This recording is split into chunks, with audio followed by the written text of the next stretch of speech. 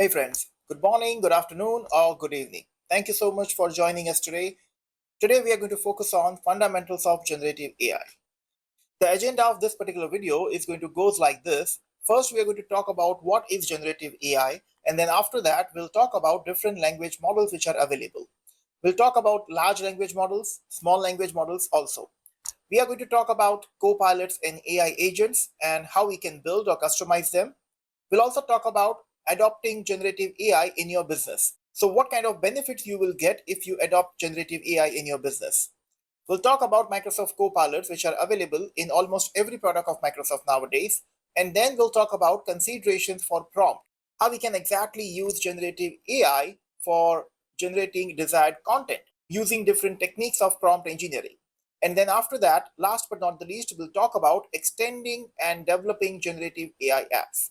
So let's get started.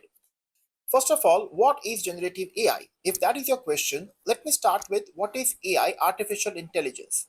Definition says that AI is going to imitate human behavior by using machine learning to interact with environment and execute tasks without explicit directions on what to output. Basically, that's going to imitate a human kind of behavior with your software applications.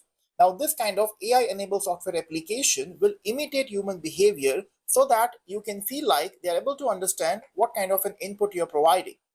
On the other hand, when we talk about generative AI is basically a subset of AI in which an AI model is going to create original content in the response of your natural language prompt. So basically, user will provide some kind of a natural language input by either saying something or typing something, and then based on that, the generated result is going to be an original content. It's not something which is coming from some existing data and search. It's not something which is copied from somewhere. It's a newly generated original content. And that's what generative AI is all about. Now, generative AI application is going to take this kind of natural language input and it's going to return an appropriate response in variety of formats. As you can see in this slide, the formats are actually three different formats: natural language generation, image generation, and code generation. Basically, natural language generation is going to give you a response in a human specific language. And in this case, you might submit a prompt like, give me three ideas for a healthy breakfast. Or maybe you can ask for, write a cover letter for my resume.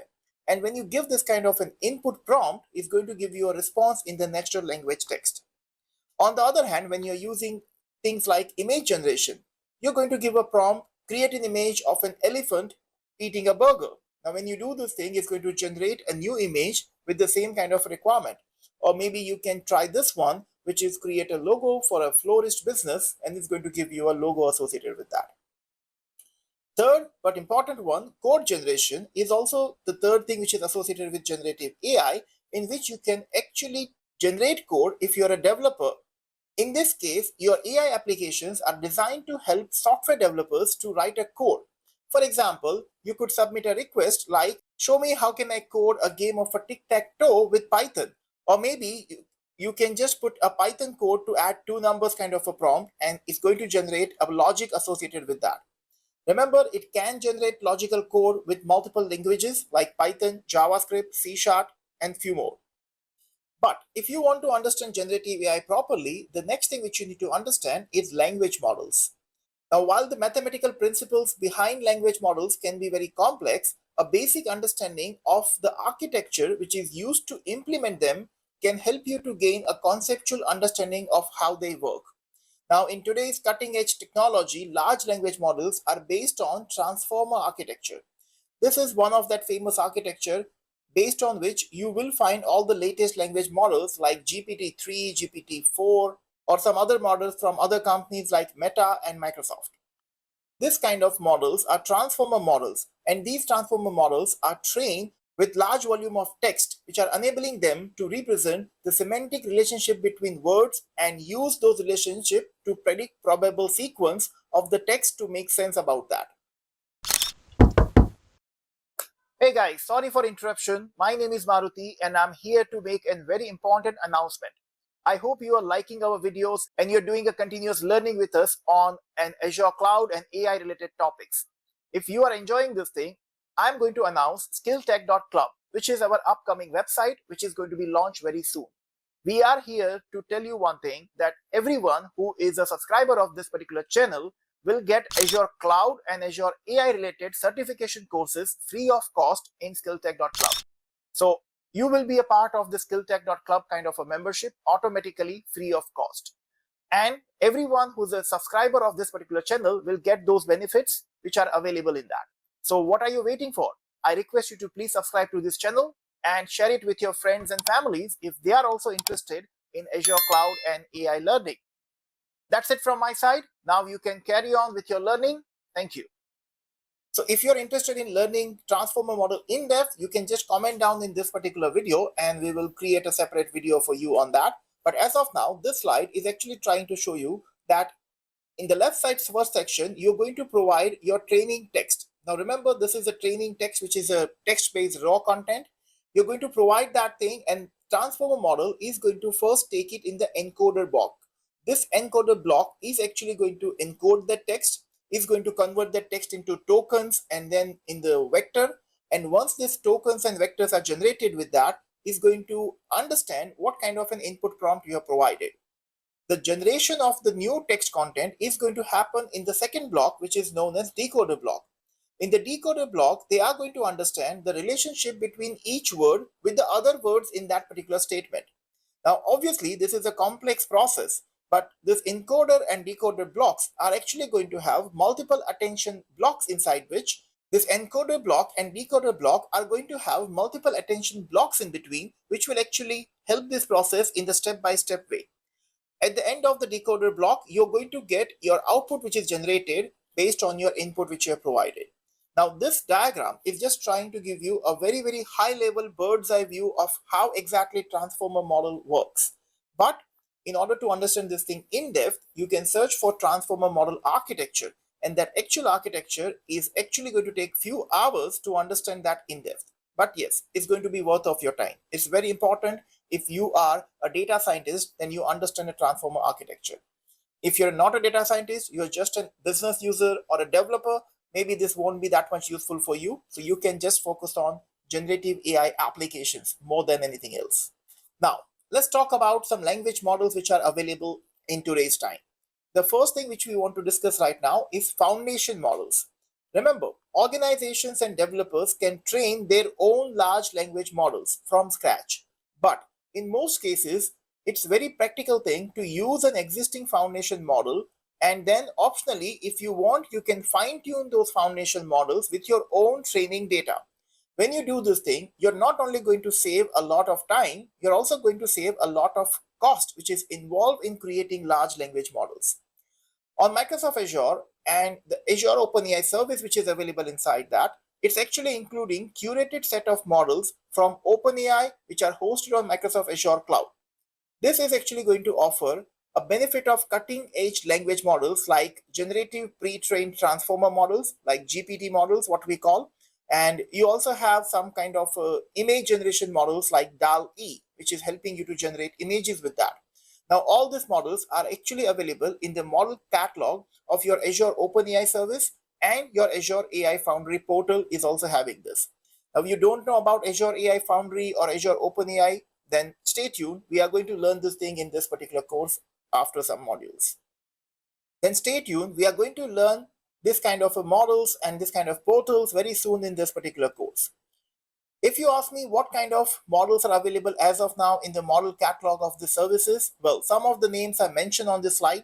You can find Microsoft models, OpenAI models in that, Hugging Face models, Mistral, even Meta models are also available in this. The very recently, some of the new models like you have DeepSeek models are also available in the model catalog of Azure AI Foundry portal.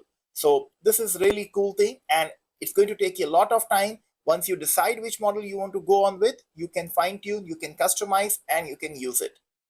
Now, let's talk about a little in depth about large language models and small language models. Now, as the name suggests, there are many language models which are available that you can use to power generative AI applications. And in general, we always have two different differentiations: large language models and small language models. Now, as the name suggests, large language models are trained with the vast quantity of text that represents wide range of subject matter related data. Now in this data, you're actually going to have billions and even trillions of parameters inside that on which those large language models are trained. Basically, if your model is trained with the higher number of parameters and more amount of data, then it means that your large language model is more capable compared to your small language model. But processing that particular data and then generating the responsive text from that is also going to be more expensive because it has to go through that whole bunch of data whenever you are going to use fine tuning or other customizations with the models. So basically, large language models will be more capable, more accurate, but it's also going to be more expensive.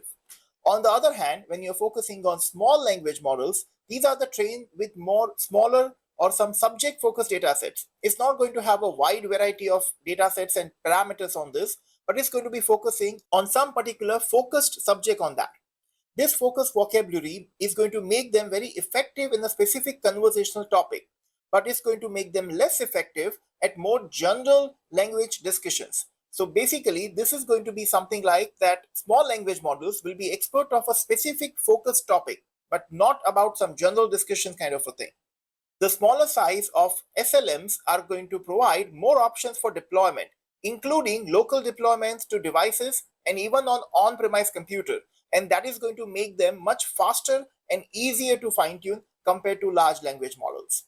Well, if you ask me right now, which one is better? Well, do not come to this conclusion that this is better for me, because in your case, depends upon your project, depends upon your client, and depends upon your company, you maybe have to choose small language models or large language models. And based on that, you have to decide how you're going to use them, how you're going to fine tune them, or where exactly you're going to deploy them.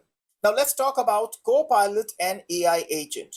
Now, generative AI apps are often integrated into applications as a chat interface. And this is something which most people know because of the famous application called ChatGPT. They always provide contextual support for common tasks in those applications. You ask a question and it's going to give you a response. Microsoft Copilot is also a generative AI based app that is integrated into a wide range of Microsoft products. If you are a business user, then business users can use generative AI to boost their productivity and creativity with AI generated content and automation of tasks. Developers can also extend Microsoft Copilot by integrating them into their business process and data, and even they can create a Copilot like custom agents into incorporate a generative AI capabilities into their own applications and services which they are developing. This slide is actually showing you Microsoft Copilot, which is enabling you to summon a generative AI chat app where you are working on a Windows or a Microsoft 365 application like Microsoft Outlook or Microsoft Word. And then using generative AI, you will be able to chat with this Copilot and you can ask questions and you can generate related content with that. Now, if you have a question that where exactly Gen AI can help me in businesses, well, the answer is there are three levels of generative AI adoption in organizations. The first one is you can use off-the-shelf generative AI apps like Microsoft 365 Copilot to empower your users and increase their productivity. This is one of the way by which most organizations are going to use generative AI. The second one is you can actually extend Microsoft Copilot to support custom business processes or tasks. Basically, in this case, you are going to use your own data to control how your Copilot is going to respond, and you can also use your own customized user prompts in the organization. Basically, organizations can add their own data and they can control the behavior of the Microsoft Copilot with this kind of extension. And the third and the final usage of this is you can build your own Copilot like agents to integrate generative AI into a business apps or to create a unique experience for your customers. So think about you are a developer who's already developing application for your clients and customers. You can integrate generative AI into those custom applications using your own Copilot like agent, and then you can provide generative AI facilities into your own applications as well. Now let's talk about different Microsoft Copilots which are available in various Microsoft products. Now first, let's talk about Microsoft Copilot, which is available at the URL copilot.microsoft.com. This is going to provide Microsoft Copilot's home on the web browser page. You can go there, you can ask questions, you can generate content such as text and images. Next, you can go for Microsoft Copilot, which is integrated into your Bing search engine. While searching, you can use bing.com, and then you can just use a Copilot which is available in the chat interface of your Bing search engine. When you do this thing, it's going to help you in getting very specific into your search results and the task which you want to achieve with that. When you browse with Microsoft Edge browser, there also Copilot is available on the right top corner. You can just click on that and you can get Copilot Pan in your Microsoft Edge browser. This is going to help you to research a specific topic. It can help you to generate a new content. For example, you can maybe publish a blog post using that. While all of these Copilot's options are signing in, working with the work or a school account is enabling you to use Copilot in the context of your organization's data and services. With all of these Copilot options, you have an option to signing in with your work and school account, which basically allows you to incorporate your work and school related information data with your Copilots, and then it can work very well with your own configurational organizational data also. Next, we have Microsoft 365 Copilot. This Copilot can be an AI assistant for your information workers. Microsoft 365 Copilot integrates Copilot into a productivity applications that information workers use every day.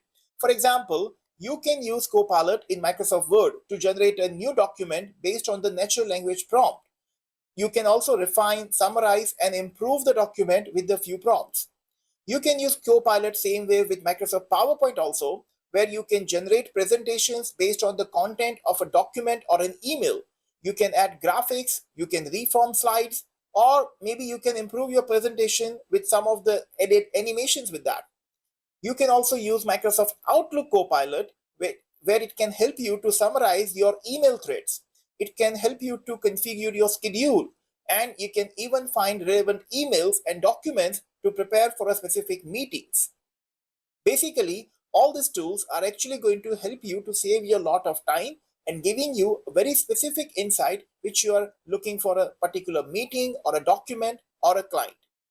Next, we have Copilot in Microsoft Dynamics 365. Now, maybe if you have never used Microsoft Dynamics, then you don't know how exactly this is going to work. But in this case also, Microsoft Dynamics 365 is actually a suite of business tools that is helping your users into a specific role to perform a business processes. Copilot in Microsoft Dynamics 365 is going to provide contextual assistance into these tools and is going to help users to be more efficient and effective. For example, let's say you are a sales professional and you can use Copilot to quickly find relevant customer and industry information by integrating with the company's CRM.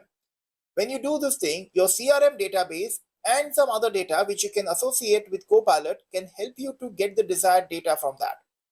Even in the other case, let's say customer service agents can use Copilot in Dynamics 365 for a customer service to analyze support ticket, or maybe to research similar issues, or maybe to find a resolution of a specific issue which is happening on a day-to-day basis. They can communicate with the end users with just a few clicks and prompts which are available in Microsoft Copilot. If you are someone who is already comfortable with Microsoft Dynamics 365, then you can check out how you can use generative AI with this by following this particular link. Next but important one, which I use on a daily basis, which is Copilot for Microsoft Azure Cloud.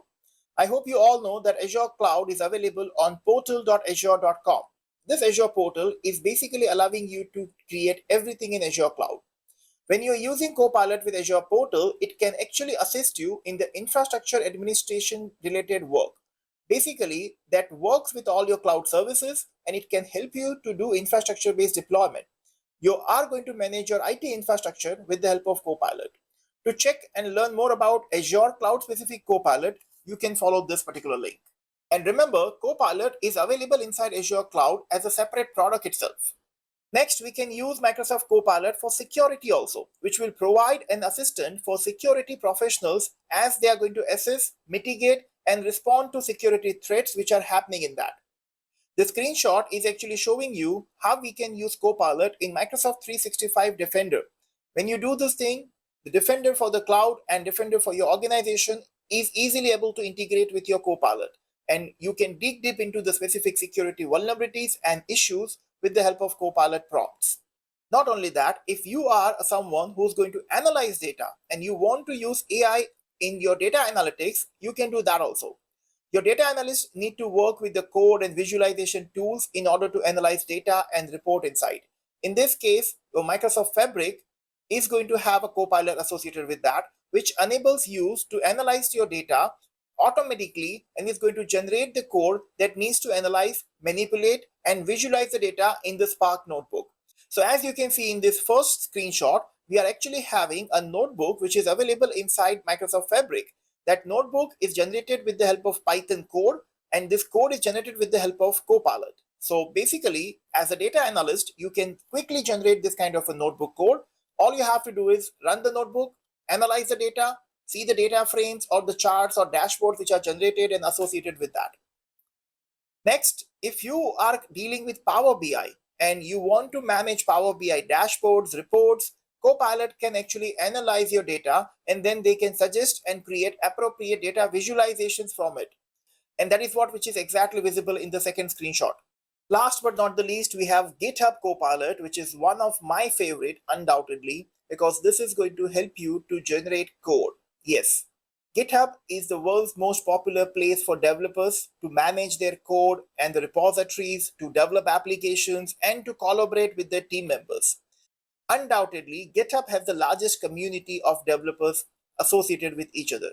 Using GitHub Copilot, these developers are going to maximize their productivity by analyzing and explaining code, by adding code documentation with ease, by generating new code based on the natural language prompt, by refactoring and optimizing code, by generating test cases for their existing functions, and by integrating into their existing development tools like Microsoft Visual Studio Code and many more. If you are interested in developing applications with the help of GitHub Copilot, I strongly recommend you to check out this link. This link is actually giving you step-by-step process of GitHub Copilot with a lot many tutorial labs with that. Now, after all these variations of multiple Microsoft Copilots, let's talk about considerations for prompt, because ultimately, when you are going to provide a proper prompt, then only you're going to generate desired result. So while some generative AI applications are going to provide buttons and some kind of a visual tools to interact with the language model, most of the time you have to depend on this prompt, which you are going to enter into the chatbot while typing or maybe by speaking. And then if your prompt is proper, then only you're going to get desired result. Now we know that our large language models are very smart enough to understand our inputs, but there are some common prompting techniques which you can apply to get the best out of your generative AI app. And some of the techniques are actually mentioned here. You can see that in this slide, there is one prompt which is showing you that summarize the key considerations for adopting Copilot. Now, with this, there is a number one which is mentioned in this prompt, which is telling you that we have just followed the first guideline, which is start with the specific goal for what you want the generative AI app to do. Then we are going to the second one, which is provide a source to ground the response in the specific scope of information, where we are saying that describe in this document. So basically you are mentioning that in this document we want to describe that thing. Then we are going with the third one, add a context to maximize response appropriateness and relevance, in which we are saying for a corporate executive. So we are basically strictly saying that we want this thing for corporate executives only. That's the context which we are specifying. Then we have set a clear expectation for the response, in which we are saying that format the summary as no more than 6 bullet points with a professional tone. So basically you are specifying this fourth point that I want 6 bulleted points only. And then finally, we have an iterate based on previous prompts and responses to refine the result. Now, this is the fifth one, which we have given in the right side section, where we are going to specify in the Copilot. So in the Copilot, you can actually have system message configuration, conversational history, which is maintained with that, and your current prompt is going to be keep adding new prompts inside that. Now, when you're doing this thing, at that time only you'll be able to understand this. For you guys, if you have never used Copilot or if you have never used prompt engineering techniques, I strongly recommend you to check out my videos which are mentioned in the description of this particular one.